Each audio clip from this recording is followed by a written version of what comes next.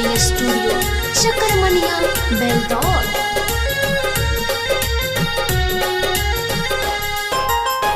केतना के करभी बर्बाद गे छौरी,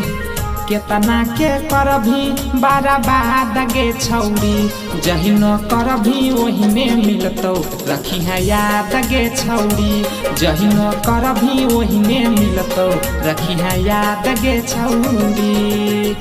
फसल होई तो ओहिने जहिन खाद गे छौरी, फसल होई तो ओहिने जहिन खाद गे छौरी, जहिन करभी ओहिने मिलतौ रखी है याद गे छौरी, जहिन करभी ओहिने मिलतौ रखी है याद गे छौरी। ए रे की याद रखबे,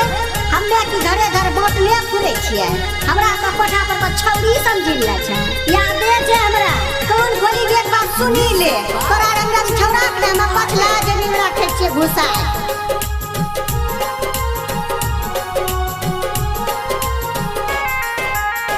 नया नया छौरा रोजे कहै छ बहा लगे, उमर जब बीततौ कोई नहीं पूछतौ तोरे हाल गे,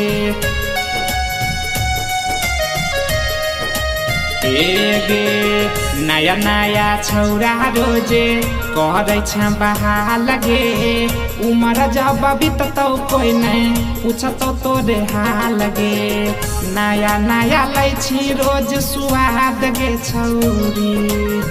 नया नया लै छी रोज स्वाद गे छौरी, जहिन करभी ओहिने मिलतौ रखी है याद गे छौरी, जहिन करभी ओहिने पैभी रखी है याद गे छौरी। हे रे छौरा, हम्मे कहियो कर्म करे छियै रे, तोरा सबसे चिकनिए करे छियै, ये त फोन करबै ने 50 छौरा जमा भेटते।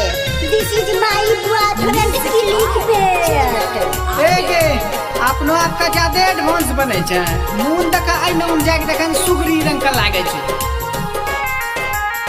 हरदम रहै छै छौरी तोहि तो घमंड में, तोरा रंग 2 नंबर छौरी नहीं छै परखंड में,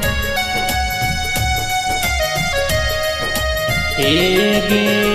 हरदम रहै छै छौरी तोहि तो घमंड में, तोरा रंग 2 नंबर छौरी नहीं छै परखंड में, सुजीत से फसल राना के बाद गे छौरी,